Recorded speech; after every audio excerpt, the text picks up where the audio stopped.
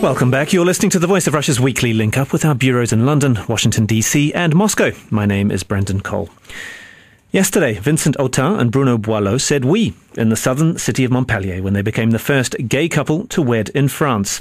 It came just days after the president, François Hollande, signed the same-sex marriage bill into law. But the new legislation has proved controversial and sparked violent protests.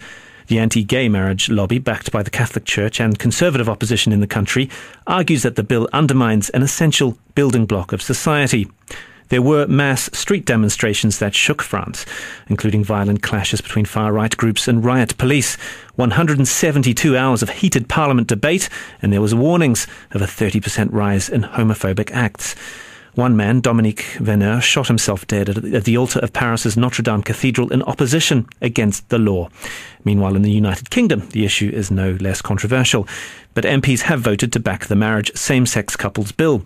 The plans will now go to the House of Lords for further consideration, and if passed by both Houses of Parliament, the bill will become law.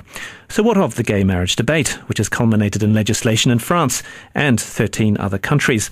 Well, here on the other side of the English Channel, what does it mean for the institution of marriage in the UK? Well, to discuss this and the issues surrounding it, I'm joined in the studio by the human rights campaigner Peter Tatchell, and also here joining me is Peter Norris. He's the communications manager at the charity Christian Concern. We'll be joined a bit later by our guests and our studios in Washington and in Moscow for an international perspective. But first of all, Peter Tatchell, yesterday, the culmination of months of debate in France. I mean, what's your reaction to this?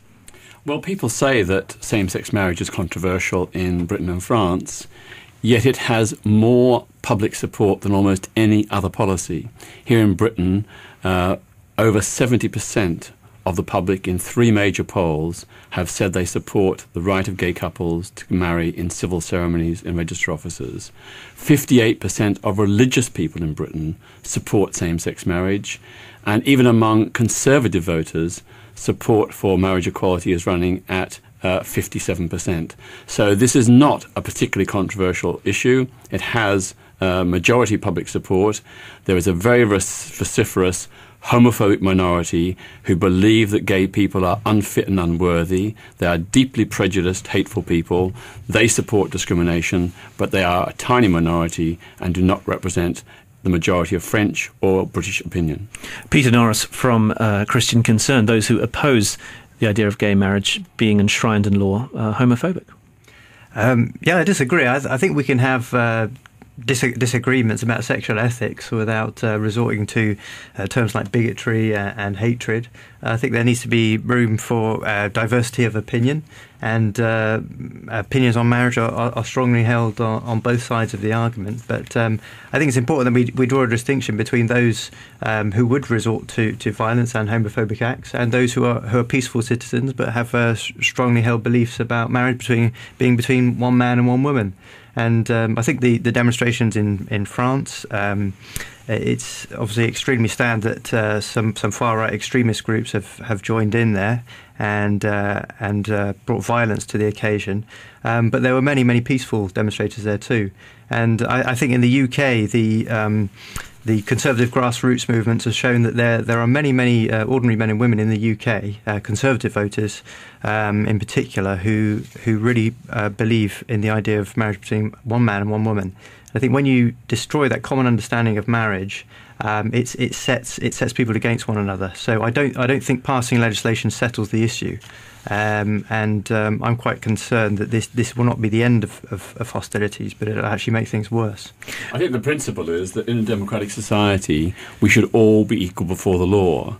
And just as much as I oppose any discrimination against Christians or other people of faith, I would hope that they would recognise that regardless of their personal view, the law of the land should not discriminate against gay people. And I'm sorry, but if you say that black people are not entitled to legal equality, you are a racist. If you say that gay people are not entitled to equal rights, including equal marriage, you are a homophobe. There's no way of getting away from this fact. Is that a fair parallel, do you think? Peter? Well, no, I think to say that the belief that marriage is between a man and a woman is a discriminatory belief is unfair. I don't think that's right, and I think the attempted parallel with race is flawed. Race is an inalienable characteristic. There is at least some element of choice when it comes to sexuality, so I don't think that's a fair parallel. But hang on, there's a choice about being a religious person. Yet I would never say because you choose to be a Christian, therefore you're entitled to lesser rights. Mm-hmm. I'd say you have a right to make that choice, and you have a right to have that choice respected and not subject to any discrimination. Mm-hmm. All I'm saying to you is, will you please reciprocate my view that you should be spared discrimination because of your faith, and allow me to be spared discrimination because of my sexuality? Peter Norris, your response to that?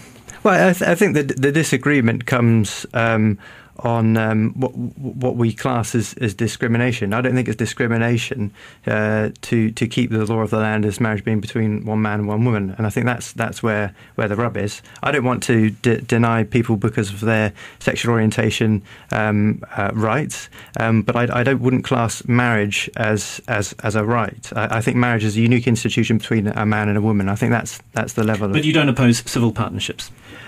Personally, I would say in the sense that they mimic marriage. I think that's why we've come to the point where we're legislating, or could be legislating for same-sex marriage. So no, I wouldn't back civil partnerships either. Peter Tatchell, can I just ask you? I mean, you made the point in the Evening Standard that a person who opposes legal equality for gay people is homophobic, and you've raised that point. There, you refer to heterosexual supremacists who want to maintain their dominance and reserve for themselves the privilege of marriage. I suppose if you look at the protests in France and 150,000 people taking to the streets.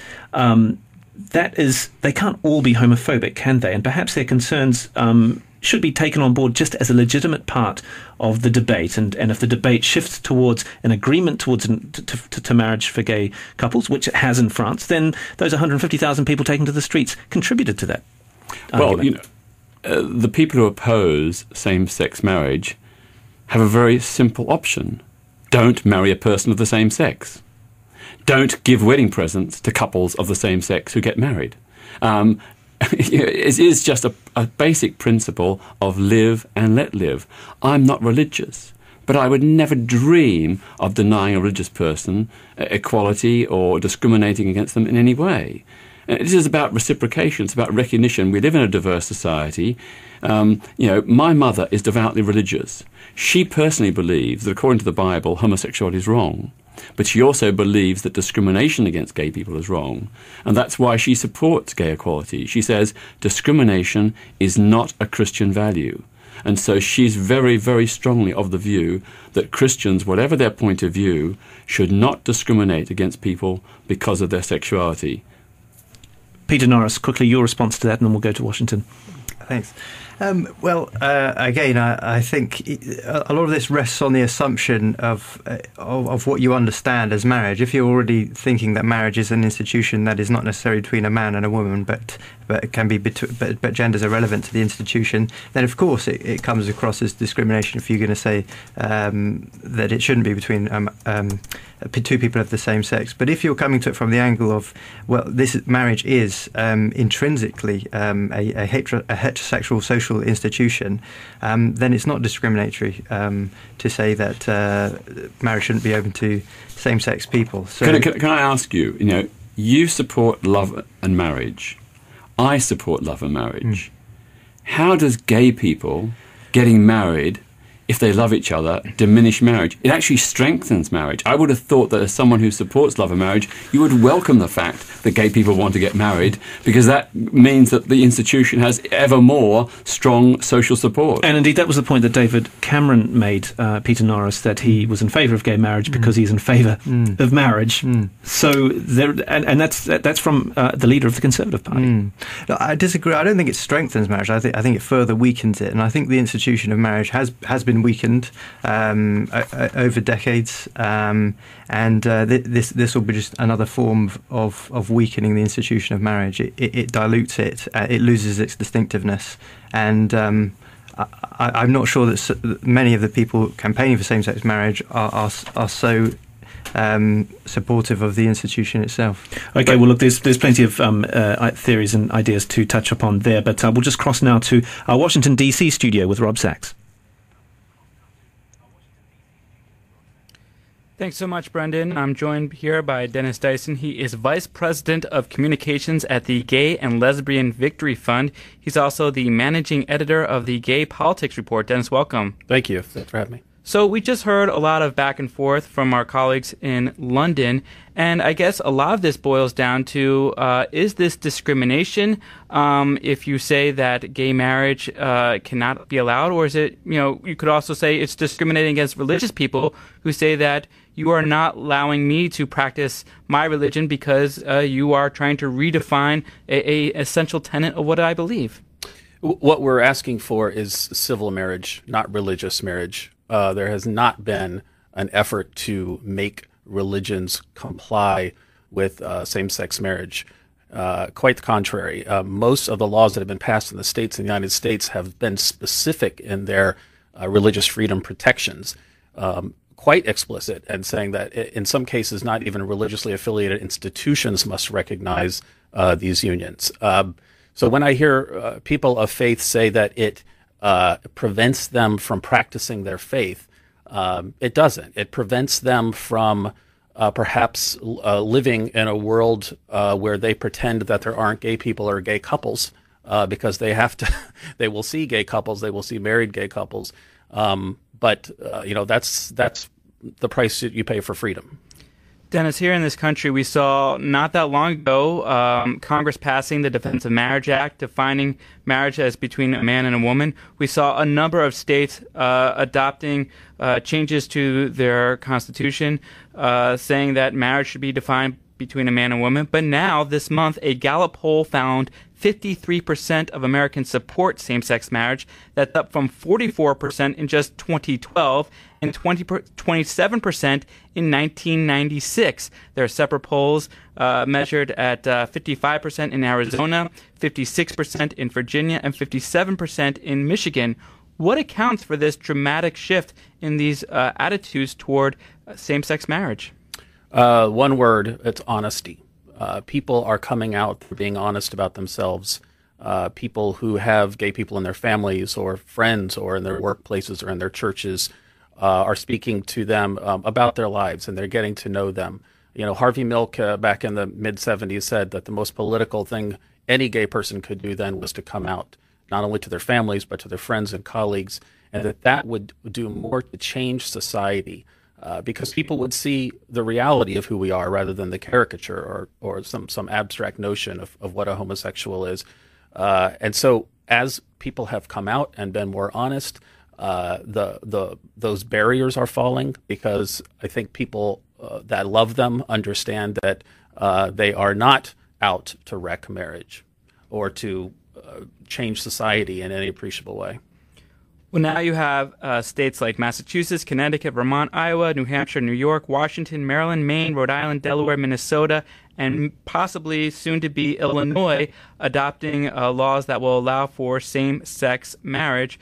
But you also have other states that are holding strong, trying to solidify their opposition to this. Are we going to see a red state, blue state divide, or what's going to happen if the country is split? Will this have to be addressed? I guess the Supreme Court already looked at the Defense of Marriage Act, but will this divide our country until there is one national law? Yeah, it's an interesting question. I think the Supreme Court is considering two cases right now, one on the California Prop 8 referendum and the other on the Defense of Marriage Act. Most legal observers believe that they will strike down the federal definition of marriage. So you'll have these 12 or 13 states where same-sex couples can legally marry. They will also then be recognized as married by the federal government. They'll sort of be super marriage states at that point. It'll be interesting to see what happens then. Will that create an almost a magnet where states will have to decide, do we want to be like Illinois, Minnesota, New York, or do we want to be like Alabama, Mississippi, and Texas? And there's a lot of repercussions there in terms of business and commerce and attracting young professionals who want to work in those states. So, the marketplace is actually going to become very interesting very soon. I want to ask you one more question before we turn things over to our colleagues in Moscow, which is about gay adoptions. And this has been a lightning rod. There was a study that has been, many say debunked, but still talked about as a University of Texas, Austin sociology professor, Mark Regnerus, I believe his name is. And he came out with this study saying that adult childs of gay and lesbians were more likely to get involved with drugs, get divorced, and be depressed once they, more so than children who grew up in heterosexual families. Is there any scientific evidence that we can look at? I mean, this study has been, shot through a lot because of the methodology, but still, some say there's some merits to looking at this. But is there any scientific evidence that shows that heterosexual lifestyle is harmful to our society as a whole, whether it's raising kids or having same-sex couples just be a part of everyday society? The vast majority of the social science research shows that there is no effect on children by being raised by gay or lesbian parents. The study that you cite was debunked largely because it was not a study of kids who are raised by two-parent same-sex households. And there's a ton of backlash to that study. It was also, I believe it was funded by an anti-gay organization. But the vast majority of social science research shows that children of gay and lesbian parents fare no worse, and in some cases even fare better than children of heterosexual parents. It's unfortunate that we have to have sort of badly done studies funded by social conservatives in almost a kind of a desperate effort to find some evidence against gay parenting. I want to turn things over to our colleagues in Moscow and the presenter Evgeny Sukhoi. Thanks very much, Rob, and we're joined in the studio here by Alexei Pankin, our media expert and political analyst. But first, I'd like to listen to what Flavio Romani, president of Italian LGBT group Archie Gay, had to say on the issue. For Archie Gay and for our entire country, this is a landmark event. France is one of Italy's closest neighbors. Italy should follow in France's footsteps as far as this issue is concerned. Our political elite is very timid, or better to say, too reserved about such issues. But now the politicians no longer have a reason to postpone the discussion of this question and the voting on a similar law. So, Alexei, we've just heard what Flavio Romani, president of Italian LGBT group Archie Gay, had to say on the issue. And on the one hand, France is sort of setting a trend. On the other hand, as we know, François Hollande made legalizing gay marriages one of the key points of his presidential campaign. And still, last month, we saw a tremendous drop in his popularity. He had only 25%. So, was that a mistake to make this legalizing of gay marriages a main point of his campaign? Because it doesn't seem to be very much supported by the public opinion in France. Well, I would say that he made it a point, an important point in one of his debates with Nicolas Sarkozy, not of the whole campaign. The campaign was run mainly on economic and social issues, and as for the debates, which are designed to really win to your side those who are not undecided. So I suppose it was just a very logical way in a very close race to give a kind of some kind of a promise to those who could tip the vote in your favor. So that's clear. That was not a mistake. As much as his low popularity now may not necessarily be connected to this particular move. There are lots of problems in France with unemployment, with trade unions, pay pension age, etc., etc. So we should not reduce the whole thing to just one issue. And in general, regarding those demos, can we say that it sort of reflects the fact that France is still not ready for this legislation? Well, again, I suppose that this kind of reaction, it probably reflects that the people reaction to change which is not controlled by them. There's too much change. Too many things are changing. The communication environment, even the nature of person is changing. We have now, organs, and we speak about supplementing our organs. So we are less and less in control of our lives. And so I suppose that any kind of backlash to this new really change, which does present a change to well, in my view at least, to people's fundamental understanding of what marriage is, this could be just a reaction to broader issues of insecurity and too rapid pace of change that is happening now.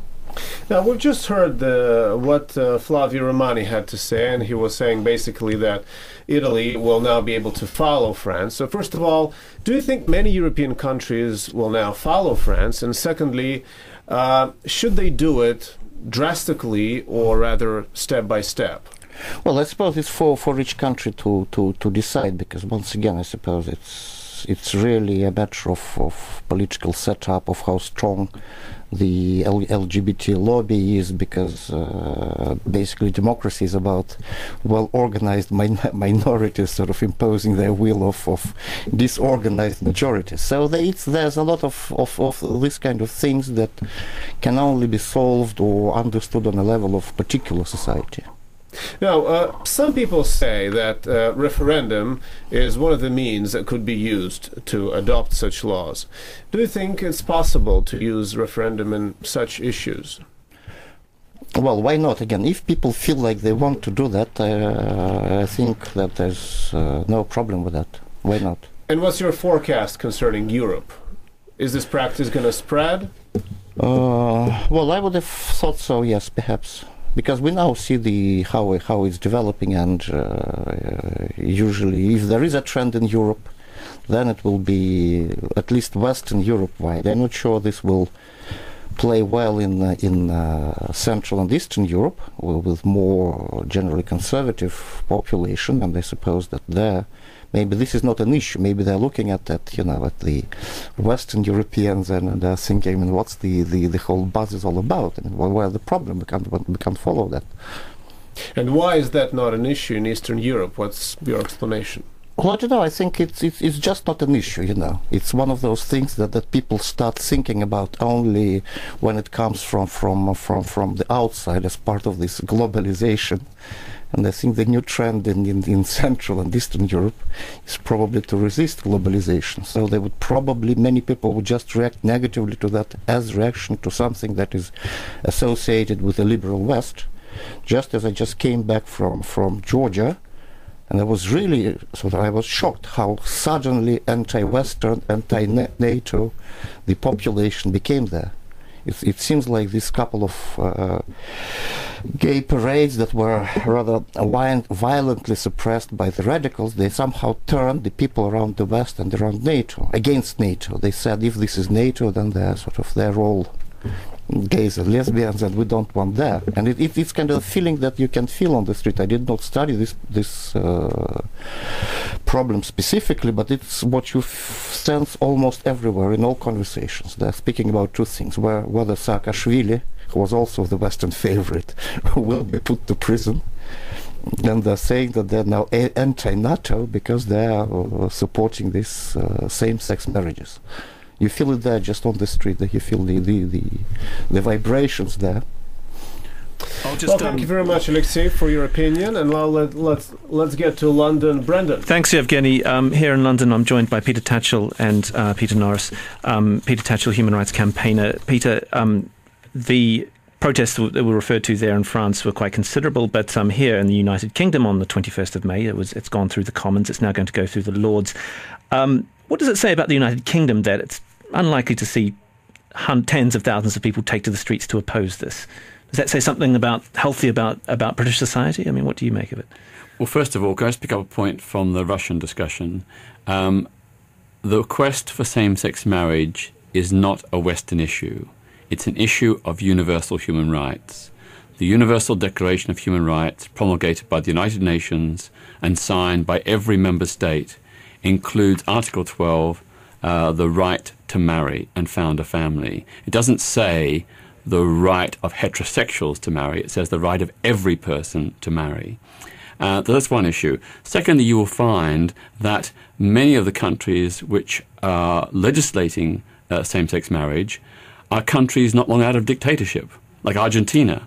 Argentina, as part of its democratization and human rights program, has legalized same-sex marriage because it wants to make a clear break with the dictatorship of the past. The same with South Africa. One of the earliest legislations passed by the new post-apartheid government was to legalize same-sex marriage on the principle that every South African should be equal before the law. Similar discussions and opportunities are happening in the parliaments in Nepal. They're considering same-sex marriage. In the parliament in Taiwan. All across the world, this is an unstoppable global trend because most people recognize this is a human rights issue, and if people love each other, they should have the right to get married. Peter Norris from Christian Concern, the point that Peter Tatchell raises there is a human rights issue, and it's enshrined under the UN Declaration of Human Rights. And also the point is that I suppose it's difficult for groups such as yours to argue against this. They're using without this issue of discrimination coming in, when effectively the crux of your argument is a biblical one. Am I not right? Am I right? Certainly, from our perspective, being a Christian organisation, we would refer to the Christian scriptures. But I think there are many people of other faiths and of no faith who see the value of traditional marriage between one man and one woman. So I don't think it's restricted to people of Christian faith. I think there are many others who hold the same view and see the benefits of it for society. Yeah, but it's a belief that stems from what they believe is said in the Bible and what Jesus has said, and a quote from Leviticus, of course, as the most famous one. I mean, the Bible sanctions and enshrines heterosexual marriage as far as groups like yours is concerned, and you have to make the argument that it's something that the public at large want as well. Yes, and I think there'll be plenty of other people who wouldn't call themselves Christians who would also believe in marriage between one man and woman. I don't think the biblical basis is necessary. They don't see it as necessary, but we would say that's where we get our ideas from, and indeed everybody needs a basis for their beliefs. And ours is what Jesus has taught in the Bible. Well, can I just correct you there? Christians are followers of the teachings of Jesus Christ. He reportedly condemned many, many sins, but Jesus Christ in the Bible never once condemned homosexuality. So if you call yourself a Christian, I don't see how you can invoke Jesus Christ as a justification for opposing either homosexuality or, in particular, gay marriage, because the Christian gospel is about love and compassion, not about discrimination, division, or exclusion. It is about love and compassion, but I think the important point is that the only time Jesus talks about marriage, he talks about it as between one man and one woman. So it's not just about what Jesus condemned. There are many things that Jesus didn't condemn in the New Testament, but we would condemn. But it's his positive teaching on marriage. When he does mention it, he affirms the Old Testament teaching going back to creation of marriage between a man and a woman. So I think it's quite clear that Jesus' beliefs on marriage were that it's an institution between one man and one woman.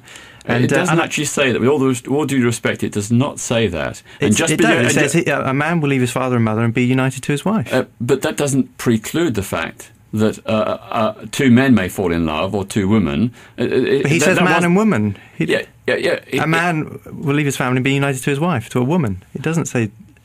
Yeah, but that is not an exhaustive list. There's nothing in that teaching which says a man shall not love a man or shall not marry a man. Well, there's plenty of things he doesn't exclude. He doesn't say this is what marriage is and then list a whole load of things that it isn't. He just says what it is, and it's according to Jesus, it's between a man and a woman. It's quite plain. I think your interpretation is a bit liberal, but anyway.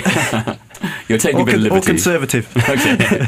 But indeed, I mean, fundamentally, what we have here is that no religious organisation will be forced to carry out a same-sex marriage. And in fact, in practice, if you argue that the majority of Christians in this country would belong to, say, the Church of England or a Roman Catholics or whatever, this will actually only apply to a very small minority of churches that do want to So this isn't something that's going to sweep the nation necessarily, and no one is forced to do this. Well, I think the concerns are further down the line. For example, Church of England aren't included. They have to opt in to conducting same-sex marriages. But say, for example, that the Church of England decides in future they want to do it, but then say 10% of the ministers in the Church of England have conscientious beliefs on this matter, believing that marriage is between a man and woman. There are no legal protections in play for those individuals.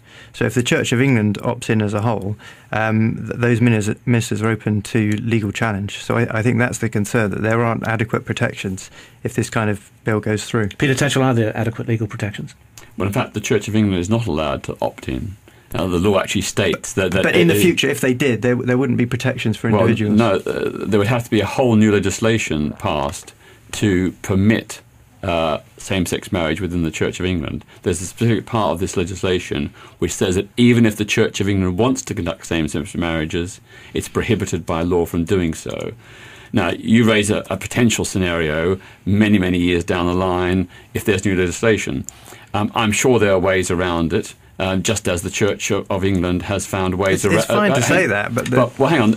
The Church of England has a rule that certain that individual priests are not required to marry divorcees. That's never been challenged. It conflicts with civil law, but it's been accepted, and so I don't think there's any need for worry or anxiety on this score at all. Okay, well, look, we'll cross out to our studio in Washington, D.C., to Rob Sachs. Thanks so much, Brendan. And once again, we're joined by Denis Dison, Vice President of Communications at the Gay and Lesbian Victory Fund. He's also Managing Editor of the Gay Politics Report. And on that last part, in terms of the political discussion around same-sex marriage, we heard from our colleagues in Moscow about the political calculations leaders have to make whether or not to push for same-sex marriage. There is the idea that perhaps Francois Hollande in France is maybe suffering in the polls, perhaps related to his stance for gay marriage. In other places, maybe in Eastern Europe, where it is not as popular in the polls, leaders who are for it may be suffering politically. Here in the United States, there's been this immigration bill, wide-sweeping bill that has been trying to make its way through Congress. In the Senate, there was a provision being supported by Patrick Leahy, the independent senator from Vermont, who said immigration equality, having same-sex couples be allowed to bring in their partners should be part of this bill. That was ultimately removed because of political considerations, those on the right saying, no, this larger immigration bill will not pass if that part is in it. So when you're thinking about including laws for LGBT individuals, how do you make that calculation? When is the time right to push for certain things? Martin Luther King said, "Justice delayed is justice denied." It's our job as advocates to push our elected leaders to do the right thing. That is not always possible. Sometimes they make very tough political choices, even those who are our allies. The immigration bill is a perfect example of that. You have a fragile coalition working to get the first major immigration reform through. When a significant portion of that coalition says we will drop the entire bill, we will kill immigration reform in this country in order to continue to discriminate against same-sex couples, they're basically threatening you, and they can back that up. So a tough decision was made to not introduce that amendment by Patrick Leahy, who, by the way, is a Democrat, not an independent. He would tell you, but he would. And that the hearing in which he withdrew that bill was heart-wrenching to listen to.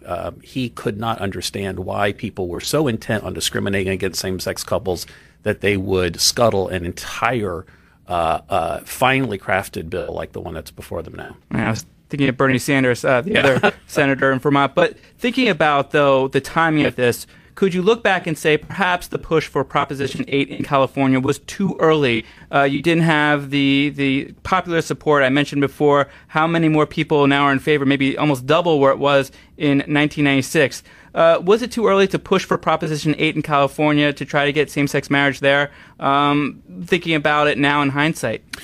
Prop 8 actually reversed same-sex marriage in California, and it was an incredibly well-funded effort by a lot of very conservative organizations, including the Mormon Church here in the United States, and it passed barely, and this is back again in 2008.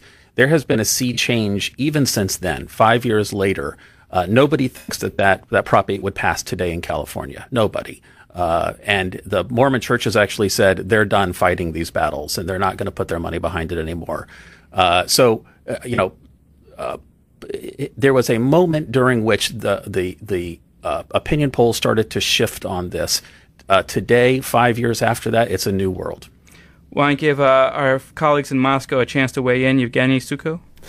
Thank you, and we're talking with our political analyst and media expert Alexei Pankin. So, Alexei, our colleagues in London were talking about the factor of religion. What's your opinion here in Russia? Legalizing gay marriages doesn't have much public support. So, is it a matter of religion, first of all? And secondly, my question is whether you think that Russian society is actually homophobic, as many think.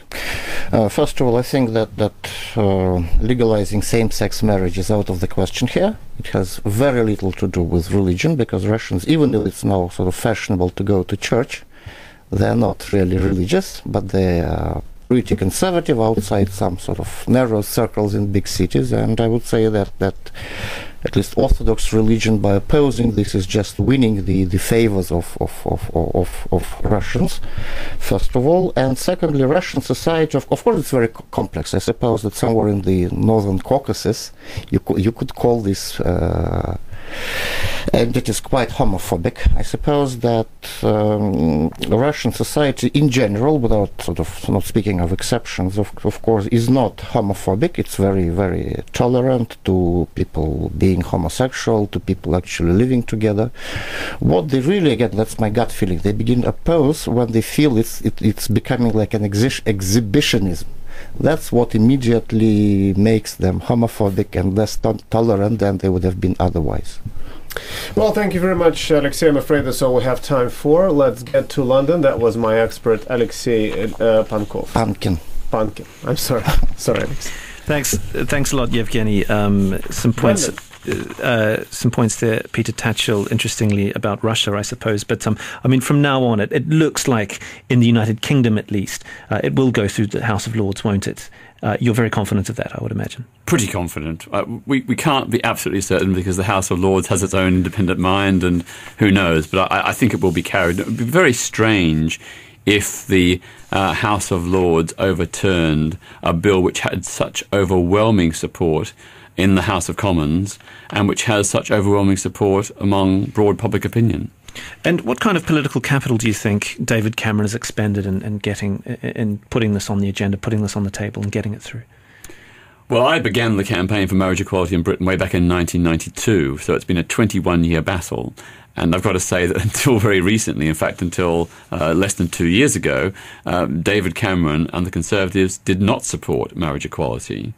But what helped change them was the fact that we brought a case in the European Court of Human Rights where 4 same-sex couples sought to overturn the ban on same-sex marriage, and 4 heterosexual couples sought to overturn the ban on opposite-sex civil partnerships. Under British law at the moment, a same-sex couple is banned from having a marriage in a register office, and a heterosexual couple is banned from having a civil partnership in a register office. So we've got these 2 twin discriminations. Civil marriages exclude gay couples, civil partnerships exclude heterosexual couples. We're saying that both are wrong, and I think it was in response to that legal case that David Cameron realised the game was up, that we're very likely to win, and he didn't want to send a minister to Strasbourg to argue for the defence of a homophobic discriminatory law. So that's how the change has come about. I think it has actually been both a positive and a negative for him. I think among many liberals, support or sympathy or whatever for the Conservatives has probably increased because they've seen him championing, an issue of equality and non-discrimination, in contrast to the awful policies of the government on austerity and public spending cuts. But on the other hand, it has provoked a backlash against the hardcore conservative and religious fundamentalists who are very insistent on keeping marriage the way it is. So he has created quite a big problem for himself in terms of the fact that at the last vote in the House of Commons just over a week ago, more Conservative MPs voted against same-sex marriage than voted in favour. We'll have to leave it there. Unfortunately, we've run out of time, but that's a human rights campaigner, Peter Tatchell. And joining me in the studio, Peter Norris, who's the communications manager at Christian Concern. In Washington, we had Andrew Sachs with Denis Dison, who's the vice president of communications at the Gay and Lesbian Victory Institute. And in Moscow, Evgeny Sukhoi with Alexei Pankin, who's a political analyst and columnist. Stay tuned. We turn next to our weekly culture program, Curtain Up. And in this edition, Alison Yado speaks to Andrew Upton. He's the writer behind a new adaptation of Gorky's play Children of the Sun. He spoke in the studio about the play while he was in the UK on a brief trip from his native Australia, where he lives with his wife, the actress Kate Blanchett.